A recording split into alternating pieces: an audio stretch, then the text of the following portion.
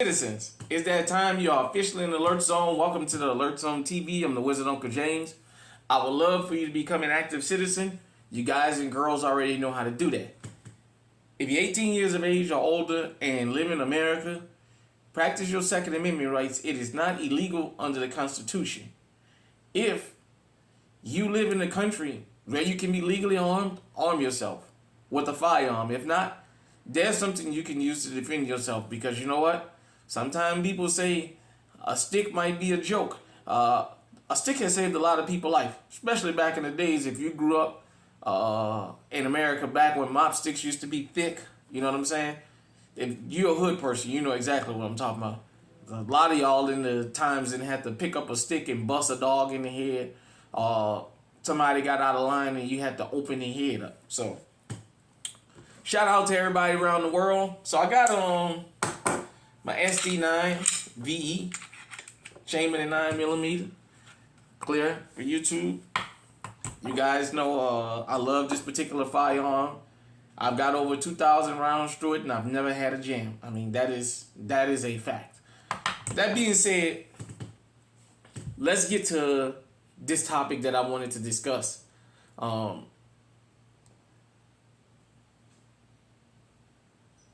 You know, I cruise the YouTube streets. I go in comments, and then throughout my life, I talk to different people from different walks of life, man. And we're gonna talk about middle class and upscale communities starting to feel the wrath of home invasions, burglaries, robberies, and places this stuff didn't used to happen. And I'm gonna talk how this came to be, and I want everybody to understand something. Everybody is welcome here. Whether you worth $100 zillion or you got 50 cents in your pocket, at the end of the day, we talk about protecting ourselves worldwide and how law-abiding citizens have the right to exist. Because there's more law-abiding citizens on this planet than there are criminals. There's more law-abiding citizens in a particular neighborhood than there are criminals. You guys and girls may not believe that. Yeah, even in the hood, the majority of the people are not committing crimes out there. That's what everybody's led to believe. But talk about something and how that projection of all the criminals coming from the hood is starting to cost a lot of people who thought they was untouchable. I'll tell you what I mean by that. Criminals are clever. Not all of them, but a lot of criminals are very, very clever. And a lot of criminals are cunning. Let me tell you what I mean by that. If you live in a quiet or an upscale neighborhood, it's not going to be Pookie and Ray Ray that come from the side of town where you guys don't stop at the red lights and the stop signs. That's going to come into your home. It's going to be one of them kids right in that little neighborhood. Because let's understand something about crime. People commit crime close in the proximity of where they live or where they're comfortable at. Outside of California and maybe the Houston area, the majority of this country is separated, segregated, whatever you want to call it. I've been from the Atlantic to the Pacific. From Canada to Mexico. I can tell you. Washington State and Oregon is the only, and Washington State and Idaho are the only two states I haven't actually put my feet down on. I've been to the other 46 continental, and I don't mean just driving through that. I mean I've gotten out and went around. And I've learned something. The majority of this country is segregated. So you're more likely, that's why numbers say you're more likely to be a victim of a crime from somebody in your community than you are an outsider.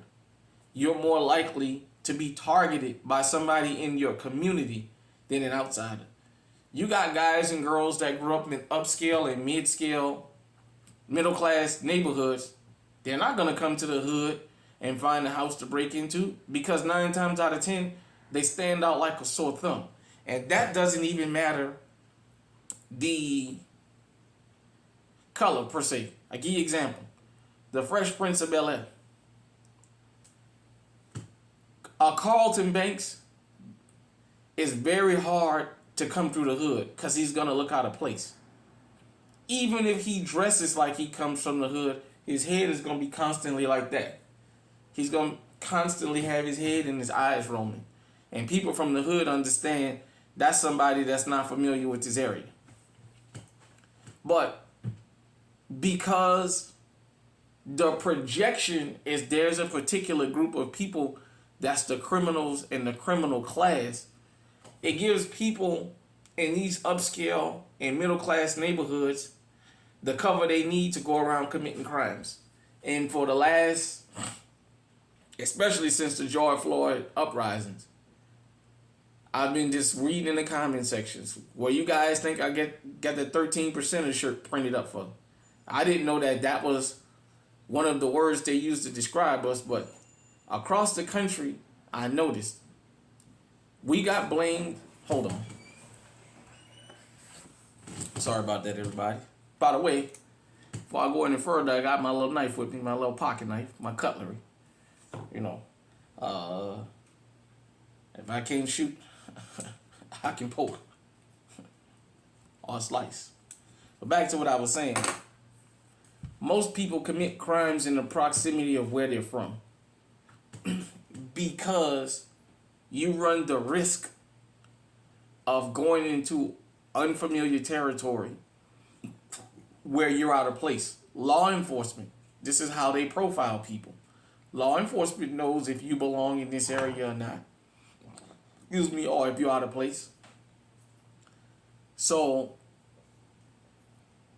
then throughout the years, it was the 13%ers, the usual suspects, you know, St. George people as they call us.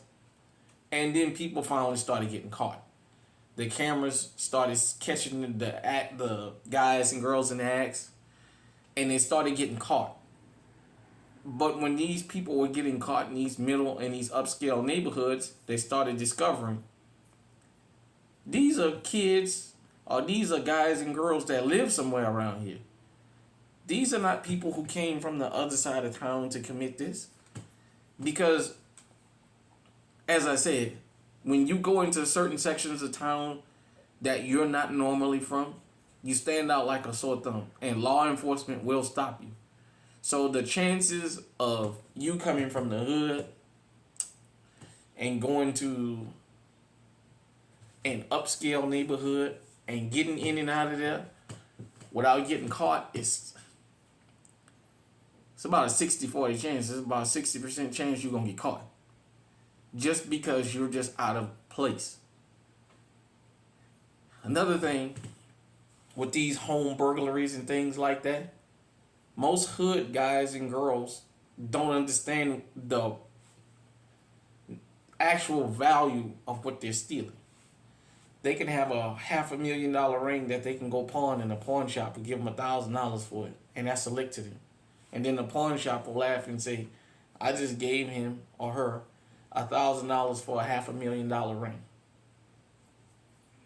So these crimes that are being committed in these middle class, in these upscale neighborhoods, not all of them, but a vast majority of them are created and committed by people that live in that area. If you live in a wealthy, like Marlon Wayans' house getting robbed, all these celebrities' houses getting robbed, even if it's people from the outside, they got inside help. Nobody is that bold to go in these gated communities and take a chance on getting caught doing something like that. This is inside help, which at the end of the day still makes it a crime of proximity. It is very unlikely that a guy that lives in Beverly Hills that's a thief is going to go to Watts and start breaking in houses. That ain't going to happen like that. Or back where I'm from in New Orleans, the Garden District, the guys and girls that live in them $2 and $3 million houses, they're not going to go by the Cali or the Melfamine or the Magnolia Project and break in somebody's house. Number one, they may not even be able to make it that far through the damn project. Number two, it's not in their proximity. They're more likely going to commit a crime where they feel comfortable. It's like the serial killers. They commit crimes where areas they're very comfortable with. And this is why so many of them get away for so long. Because they're comfortable and they know the area. So one thing people know about hood is coming through the hood at a certain time of day or night, there's somebody always out, somebody always looking. So I just wanted to talk to the middle class and the upscale, upper class people that you're not immune from crime. A lot of these crimes that's happening to you, even as the merchandise is being found, it's being sold right by people that's from the same neighborhood as you. They may not live in that particular neighborhood, but they live in that type of neighborhood. So as I say it again, people commit crimes close to their proximity. And then you throw in the international wing. They're not coming here to rob people in the hood. They're not going to Watts. They're not going to South Central. They're not going to the Third Ward. They're not going in the project to commit their crimes. They going on St. Charles Avenue. They going out in English Turn. They going out in places where there's long money like this. Pookie and Ray Ray know better. So if you live in a middle class or an upscale neighborhood, get your firearm or firearms, learn them, carry them with you. If you don't believe what I'm telling you, just look at the last year. How many brazen robberies there are going on in Beverly Hills and Brentwood and things like that. Places where that used to be unheard of. Because these guys and girls thought they were in a safe zone and that stuff don't happen to you. And it does. It does. Leave me in the comment section. Let me know what you think. Until next time, stay safe, stay on high alert.